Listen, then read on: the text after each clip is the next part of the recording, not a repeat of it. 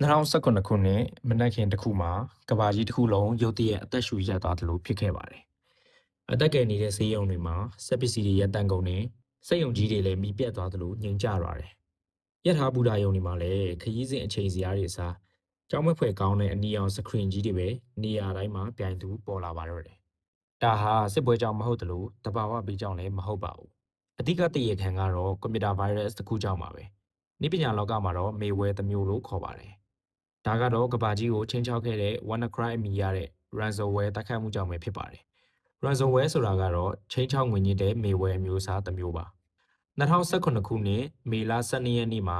WannaCry အမည်ရတဲ့ ransomware တစ်မျိုးစတင်ပြန့်ပွားခဲ့ပါတယ်။စပြန့်ချင်းနိုင်ပိုင်းအတွင်းမှာပဲနိုင်ငံပေါင်း150မှာရှိတဲ့ကွန်ပျူတာပေါင်း2သိန်းကျော်ကူးစက်ခံလိုက်ရပါတယ်။ဒီလိုကူးစက်ခံရတဲ့နေရာမှာနာမည်ကြီးကုမ္ပဏီတွေဖြစ်တဲ့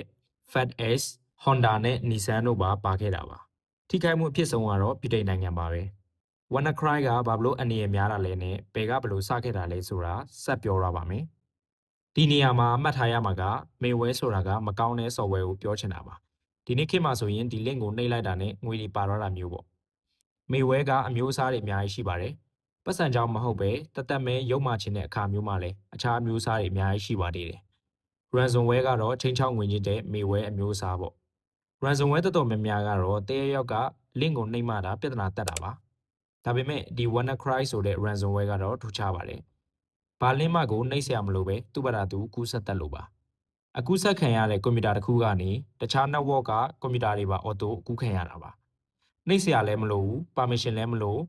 ့တတိပေးစာလည်းမတက်လာပါဘူး။ဒါကြောင့်မလို့ဒီရဲ့ WannaCry ကအရန်ကိုကူးစက်မြန်တာပါ။ WannaCry ကအလွန်ထူးခြားတဲ့ Ethernet Blue လို့အမည်ရတဲ့ digital လက်နက်တစ်ခုနဲ့ပေါင်းထားတာပါ။အဲ့ဒီလက်နက်ကိုအသုံးပြုပြီးအရင်တုန်းက Windows OS တွေကို password မပါဘဲဝင်လို့ရပါတယ်။ဒီလိုလက်နက်ကိုမကောင်းတဲ့ hacker တွေကဖန်တီးတာတော့မဟုတ်ပါဘူး။အမေရိကန်နိုင်ငံကအမျိုးသားလုံခြုံရေး agency ဖြစ်တဲ့ NSA ကိုယ်တိုင်ကဖန်တီးထားတာပါ။2016မှာတော့ The Shadow Brokers လို့ခေါ်တဲ့ hacker အဖွဲ့က NSA ရဲ့ဖန်တီးထားတဲ့အရာတော်တော်များများကိုခိုးယူလာခဲ့တာပါ။2019အရောက်မှာတော့ Ethernet Blue ကိုအင်တာနက်ပေါ်တင်လိုက်ပြီးလူတွေကိုအသုံးပြုခွင့်ရအောင်ဖြန့်ချလိုက်ပါတယ်။ Microsoft အနေနဲ့လည်းကိုယ့်ရဲ့ Windows OS ကိုကာကွယ်ဖို့အတွက် update တွေထုတ်ပေးခဲ့ပါသေးတယ်။ဒါပေမဲ့လည်းကဘာပေါ်လူတွေတော်တော်များများက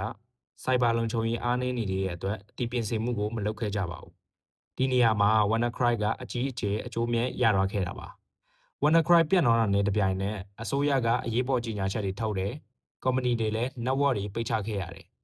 ဆေးရုံတွေလည်းမနှဲကိုလဲပတ်ခဲ့ရပါတယ်။ပြောရရင်နှလုံးခုန်လုံးပြတ်တာပေးတဲ့ monitor တွေကအစားအလုံးမလုံးတော့ပဲအနီရောင်ငွေကြီးချင်းချောက်တောင်းခံတဲ့စာသားတွေပဲပေါ်တော့တာကြောင့်ပါ။ချင်းချောက်စာအတိုင်းပတ်စံပေးလိုက်တဲ့လူတွေလည်း file တွေပြန်မရခဲ့ပါဘူး။ပတ်စံနာကုန်သွားတယ်ဘာမှထူးခြားမလာခဲ့ပါဘူး။ဒီလိုအခြေအနေကတော့ရက်တန်းလို့မရတော့သလိုပါပဲ။လူငယ်လေးတစ်ယောက်ကထူးဆန်းတာကိုတွားပြီးမတွေးခင်အထိပေါ့။အသက်22နှစ်အရွယ် Marcus ဟာ WannaCry ရဲ့ကုတ်တွေကိုလေ့လာနေထူးဆန်းတဲ့အချက်တစ်ခုကိုတွားတွေးပါတယ်။ virus ကအလုံးမလုံးခင်မှာအင်တာနက်ပေါ်မှာတကယ်မရှိတဲ့ website လိပ်စာအရှိကြီးတစ်ခုကိုလမ်းချိတ်ဖို့ကြိုးစားနေတာပါ။အဲ့ဒီ website ကတော့ဒီအပေါ်အတိုင်းပါပဲ။ Marcus ကဒီလိပ်စာကဘာလဲဆိုပြီးတော့$10နဲ့69စန့်ပေးကစမ်းသပ်တဲ့အနေနဲ့ဝယ်လိုက်ပါတယ်။အဲ့ဒီအချိန်မှာပဲကဘာတဝန်းတိုက်ခိုက်မှုတွေအားလုံးရပ်တန့်သွားပါတယ်။ဒီနေရာမှာဘာလို့ရပ်သွားရလဲလို့မေးစရာရှိတယ်။ hacker တွေကသူတို့ virus ကို cyber သုတေသီတွေဖမ်းမိပြီး sandbox လို့ခေါ်တဲ့ကွန်ပျူတာအတုထဲမှာထည့်စစ်ဆေးခံရမှာကိုအရန်ကြောက်ပါတယ်။ sandbox ထဲမှာဆိုရင် website အတုတွေကအစအကုန်ချိတ်ဆက်လို့ရနေတာပါ။ဒါကြောင့် hacker တွေက virus ထဲမှာဒီလိုမျိုးစစ်ဆေးခိုင်းတာပါတယ်။တကယ်လို့ဒီ website ကိုချိတ်လို့မရရင်ငါအပြင်လောကထဲရောက်နေပြီးတိုက်ခိုက်တော့မယ်။တကယ်လို့ဒီ website ကိုချိတ်လို့ရရင်ဟာမဖြစ်နိုင်တာဒီ website ကတကယ်မှမရှိတာချိတ်လို့ရနေတယ်ဆိုပြီးတော့ငါ sandbox ထောင်ချောက်ထဲရောက်နေတာတေချာပြီးငြိမ်နေမှဖြစ်မယ်ဆိုပြီးသူ့ဘာသာသူပိတ်ချလိုက်တာပါ။အဲ့ဒီအချိန်မှာ Marcus က website ကိုဝယ်လိုက်တော့တကယ်မရှိတဲ့ website ကတကယ်အပြင်မှာရှိသွားပါတယ်။ဒီတော့ virus တွေဟာသူတို့ကိုသူတို့ထောင်ချောက်ထဲရောက်နေပြီလို့အထင်မှားပြီးတော့သူ့ဘာသာသူအလုပ်လုပ်တာရပ်လိုက်ကြတာဖြစ်ပါတယ်။အတူချုပ်ပြောရရင် Marcus က$10ဘိုးလောက်သုံးပြီးကဘာကြီးတစ်ခုလုံးကို sandbox ကွန်ပျူတာအတုလို့ virus တွေထင်သွားအောင်လှည့်စားနိုင်ခဲ့တာပဲဖြစ်ပါတယ်။ဒါဆိုရင်ဒီလောက်ကြီးမားတဲ့တိုက်ခိုက်မှုကြီးတွေကိုဘယ်သူတွေလုပ်ခဲ့တာလဲ။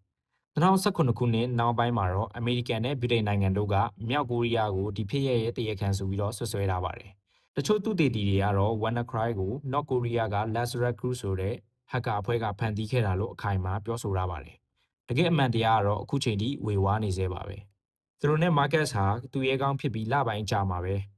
Las Vegas ကိုအလဲသွားတဲ့အချိန်မှာ FBI ကလက်ထိတ်ခတ်တာကိုခံလိုက်ရပါတယ်။အကြောင်းရင်းကတော့ Bunny စီကနေငွေကြေးအချက်လက်တွေကိုခိုးယူတဲ့ Maywell Kronos ကိုဖန်တီးခဲ့တယ်ဆိုပြီးတရားစွဲခံရတာပါ။ပြီးတော့ Marcus က Cyber လုံခြုံရေးသူတည်တည်မလုပ်ခင်ကတည်းကတရားမဝင်တဲ့ hacking တွေအများကြီးလုပ်ခဲ့ပူပါတယ်။ဒီဖြစ်ရကြီးမှာတော့ဘလောက်ပဲလုံခြုံရေးကောင်းတဲ့နိုင်ငံကအဖွဲ့အစည်းမစိုးအဟက်ခံရနိုင်တယ်ဆိုတာပါပဲ